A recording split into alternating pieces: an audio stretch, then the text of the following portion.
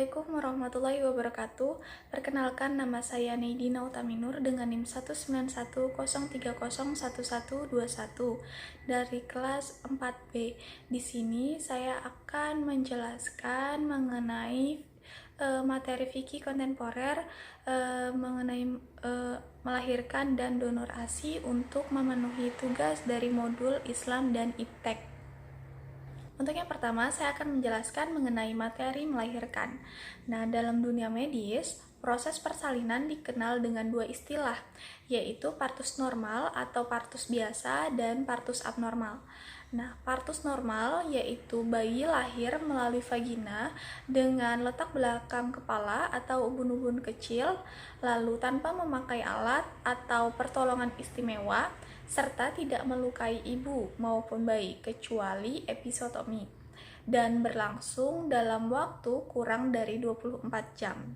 Sedangkan partus abnormal adalah bayi lahir melalui vagina dengan suatu bantuan atau tindakan tertentu atau alat seperti versi atau ekstraksi, lalu kunam, vakum, dekapitasi, embriotomi, dan lain sebagainya, atau lahir per abdominam dengan sekto cesareae. Yang jelas, proses persalinan merupakan sebuah proses alamiah yang luar biasa, sekaligus menunjukkan kemahabesaran Allah Subhanahu wa Ta'ala. Memang, pada saat proses melahirkan itu ada dokter ataupun bidan, namun mereka itu hanyalah membantu proses kelahiran agar berjalan dengan lancar dan bukan yang mengeluarkan bayi tersebut dari rahim. Ketika ibu melahirkan, maka ibu itu akan merasakan sakit dan kesulitan yang teramat sangat. Nah, sebagaimana kita ketahui, seperti kisah Ibunda Maryam ketika melahirkan Nabi Isa alaihissalam. Nah, maka rasa sakit akan melahirkan akan memaksa ia bersandar pada pangkal pohon kurma. Dia berkata, "Aduhai, alangkah baiknya aku mati sebelum ini dan aku menjadi barang yang tidak berarti lagi dilupakan." Maka Jibril menyerunya dari tempat yang rendah, "Janganlah kamu bersedih hati, sesungguhnya Tuhanmu telah menjadikan anak sungai di bawahmu, dan goyanglah pangkal pohon kurma itu ke arahmu. Niscaya pohon itu akan mengukurkan buah kurma yang masak kepadamu, maka makan, minum, dan bersenang hatilah kamu. Jika kamu melihat seorang datang, maka katakanlah sesungguhnya aku telah bernazar berpuasa untuk Tuhan yang Maha Pemurah, maka aku tidak akan berbicara dengan seorang manusia pun pada hari ini." Surah Maryam ayat 23-26. Nah, dalam tafsir Departemen Agama dijelaskan ketika Maryam merasakan sakit yang melahirkan yang teramat sangat tadi, beliau terpaksa menyandarkan tubuhnya di pangkal pohon kurma untuk memudahkan beliau melahirkan. Bahkan saking sulitnya dia sampai berangan-angan atau berkata seperti yang dijelaskan dalam surah Maryam ayat 23-26 tadi. Oleh sebab itu kita harus berbakti kepada kedua orang tua kita. Dan disebutkan dalam surah Al-Luqman ayat 14 yang artinya, "Dan kami perintahkan kepada manusia untuk berbuat baik kepada dua orang ibu bapaknya. Ibunya telah mengandungnya dalam keadaan lemah yang bertambah-tambah dan menyapihnya dalam 2 tahun. Bersyukurlah kepadaku dan kepada dua orang ibu bapakmu, hanya kepadakulah kembalimu." Nah, dalam ayat ini dijelaskan bahwa seorang anak itu harus berbakti kepada ibu bapaknya, di mana ibunya telah mengandungnya dengan keadaan yang susah payah dan melahirkannya dengan rasa sakit yang luar biasa. Nah, menurut Ibnu Katsir, Allah memerintahkan kepada hambanya agar berbakti kepada ibu bapaknya dan bertobat kepada kedua ibu bapaknya karena ibunya telah mengandungnya dalam keadaan lemah yang bertambah-tambah kelemahan si janin, kemudian setelah lahir memeliharanya dengan menyusuinya selama 2 tahun. Maka hendaklah kau bersyukur kepada Allah dan bersyukur kepada kedua orang tuamu. Nah, Selanjutnya, ketika ibu selesai melahirkan, maka ibu itu akan menghadapi atau mengalami masa nifas. Selanjutnya, masa nifas yaitu hukum nifas berdasarkan masa keluar, berhenti, kebiasaan, dan warna darah. Darah yang dikeluarkan setelah melahirkan dihukumi nifas, meskipun banyak ataupun hanya setetes, asal tidak melebihi 60 hari. Jika keluar darah nifas berlangsung lebih dari 60 hari, maka termasuk istihadah dalam nifas atau istihadah fi nifas. Artinya masih campur, sebagian nifas dan sebagian lagi istihadah, dan sebagian lagi darah haid, dan tidak boleh dihukumi yang 60 hari nifas tadi. Lalu kelebihannya itu adalah istihadah, sebagaimana halnya darah haid yang melebihi 15 hari. Baik, contohnya seperti seorang wanita yang melahirkan pertama kali, lalu mengeluarkan darah hitam selama 30 hari dan darah merah selama 40 hari, maka nifasnya adalah 30 hari. Jika pertama kali nifas dan tidak bisa membedakan antara darah qawi dan darah dhaif, maka nifasnya dikembalikan pada nifas yang paling sedikit, misalnya berapa hari atau 1 tetes gitu. Lalu kalau sudah pernah nifas dan bisa membedakan antara darah qawi dan darah dhaif, maka nifasnya dikembalikan ke darah qawi, bukan kepada adat. Dan kalau sudah pernah nifas dan darahnya satu macam atau tidak dapat membedakan darah qawi dan darah dhaif, serta ia ingat kepada adat muqtada ghairu muyizah, maka nifasnya dikembalikan kepada adatnya, baik adat tadi baru sekali atau telah berulang kali. Kalau adat yang berulang kali tidak berbeda-beda, tetapi kalau adat yang kedua atau lebih tadi berbeda-beda, maka diperinci seperti pada istihadah di dalam haid. Nah, di sini darah qawi adalah darah haid atau darah nifas, dan darah dhaif adalah darah istihadah. Dan mubtada ghairu mumayyizah ini adalah orang yang istihadah yang belum pernah haid serta darahnya hanya satu macam, misalnya yang keluar hanya darah merah atau darah hitam, seperti itu. Selanjutnya saya akan menjelaskan mengenai donor ASI. Untuk pengertiannya, yaitu ar-radha'ah atau persusuan itu secara etimologi adalah nama isapan dari seorang ibu yang secara mutlak. Lalu menurut terminologi syar'i, yaitu persusuan adalah suatu nama untuk mendapatkan susu dari seorang wanita atau nama sesuatu yang didapatkan darinya sampai dalam perut anak kecil.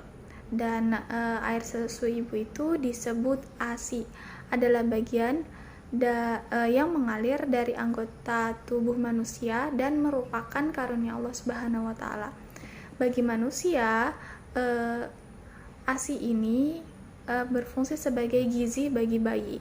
Dan karena menyusui ini merupakan hal yang esensial bagi manusia, maka mungkin sebagian orang berpikir bagaimana caranya agar selalu dapat melakukan aktivitas dan dapat memberikan ASI secara bersamaan. Maka di sini tercetuslah Bank ASI. Dan apakah Bank ASI ini dalam perspektif hukum Islam diperbolehkan? Nah, saya akan menjelaskan dalam video kali ini. Banyak para ulama berpendapat dan mendefinisikan ar-radha'ah. Menurut Hanifiyah, bahwa ar-radha'ah ini adalah seorang bayi yang menghisap ASI seorang perempuan pada waktu tertentu. Lalu menurut Malikiyah mengatakan bahwa ar-radha'ah adalah masuknya susu manusia ke dalam tubuh yang berfungsi sebagai gizi. Dan menurut As-Safiyah mengatakan ar-radha'ah adalah sampainya susu seorang perempuan ke dalam perut seorang bayi. Dan Al-Hanabilah mengatakan ar-radha'ah adalah seorang bayi di bawah 2 tahun yang menghisap ASI pada perempuan yang muncul akibat kehamilan atau meminum ASI tersebut atau sejenisnya. Lalu saya akan menjelaskan mengenai batasan umur. Nah, batasan umur di sini para ulama banyak berpendapat di dalam menemukan batasan umur bagi anak yang akan menyusui yang bisa menyebabkan kemahroman. Nah, mayoritas ulama di sini mengatakan bahwa batasnya adalah seorang bayi yang berumur 2 tahun ke bawah. Dalilnya sebagaimana dijelaskan dalam surah Al-Baqarah ayat 233 yang berbunyi wal walidatu yurdi'na auladahunna haulaini kamilaini liman arada ayyu timanna radha'ah, yang artinya para ibu hendaklah menyusukan anak-anaknya selama 2 tahun penuh, yaitu bagi yang ingin menyempurnakan penyusuan. Dan dari hadis Nabi SAW bahwa dari Aisyah radhiyallahu anha berkata Rasulullah SAW innama radha'atu minal maja'ah, yang artinya hanya saja persusuan yang menjadikan seseorang mahram terjadi karena lapar. Hadis riwayat Bukhari nomor 2647 dan Muslim nomor 3679. Dan anak susuan dalam masa ini masih kecil dan makanannya cukup dengan ASI, sehingga merupakan bagian dari ibu susuannya. Karena itu hal ini akan menjadikan muhrim bagi anak-anaknya. Selanjutnya, jumlah susuan. Nah, dalam mazhab Syafi'i dan Hanbali mengatakan bahwa susuan yang mengharamkan adalah jika telah melewati dari 5 susuan secara terpisah. Hal ini berdasarkan hadis Aisyah radhiyallahu anha yang berbunyi an Aisyata anna qalat kana fi ma unzila minal qur'ani asyru radha'ah ma'lumati yuharram thumma nunsikhna bi khamsin ma'lumati fatuwufa Rasulullah sallallahu alaihi wasallam wa hunna fima yuqra minal Qur'an. Artinya dahulu dalam Al-Qur'an susunan yang dapat menyebabkan menjadi haram ialah 10 kali penyusuan. Kemudian hal ini dinasakh atau dihapus dengan 5 kali penyusuan saja. Lalu Rasulullah SAW wafat dan ayat-ayat Al-Quran masih tetap dibaca seperti itu. Hadis riwayat Muslim nomor 3670. Dan yang dimaksud dengan susuan yang mengakibatkan keharaman perkawinan ialah susuan yang diberikan pada anak yang masih memperoleh makanan dari air susu dan usianya kurang dari 2 tahun. Nah, di sini menurut pendapat dari Hanafiyah dan Malikiyah tidak dibatasi jumlah susuan yang diminum oleh bayi tersebut pada ibu susuan, asalkan bayi ini menyusu dan kenyang menyebabkan keharaman perkawinan. Nah, lalu menurut Imam Syafi'i sekurang-kurangnya ini adalah 5 kali susuan yang mengenyangkan. Lalu menurut Surah Abu Ubaid, Daud ibnu Ali Zahir dan Ibnu Muzakir sedikitnya 3 kali susuan yang mengenyangkan. Selanjutnya, cara menyusui. Di sini para ulama banyak berpendapat tentang tata cara menyusui yang bisa mengakibatkan perkawinan itu diharamkan.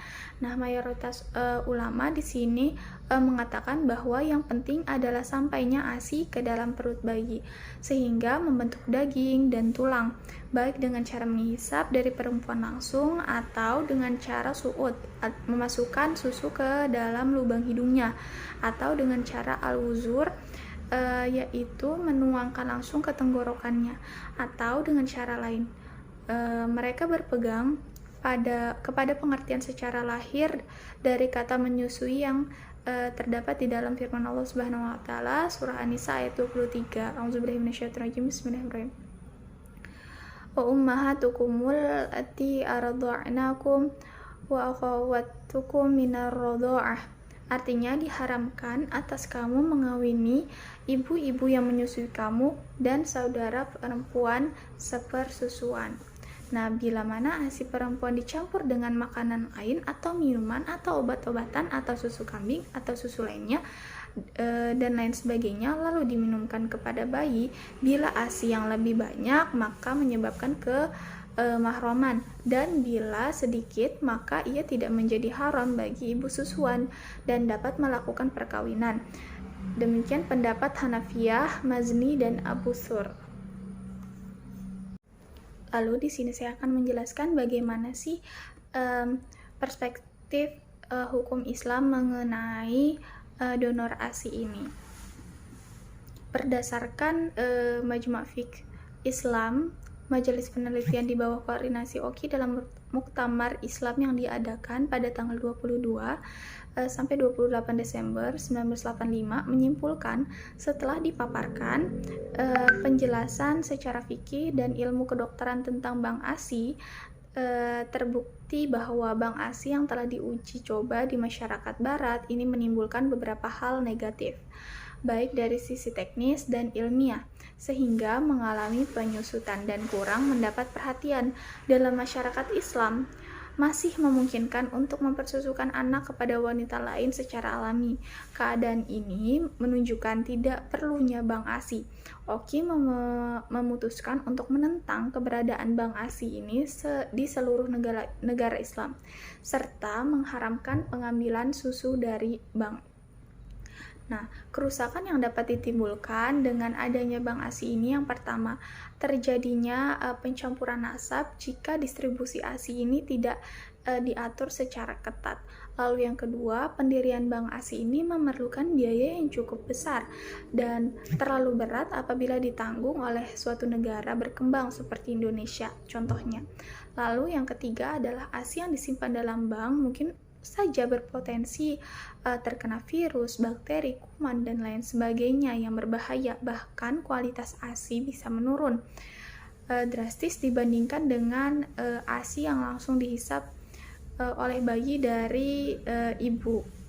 Lalu yang keempat, dikhawatirkan ibu dari keluarga miskin ini akan berlomba-lomba untuk menjual ASInya kepada bank dengan harga yang tinggi, dan mungkin anak mereka ditelantarkan atau diberikan susu formula. Lalu yang kelima, banyak para wanita karir yang sibuk dan punya uang akan semakin malas untuk menyusui bayi mereka.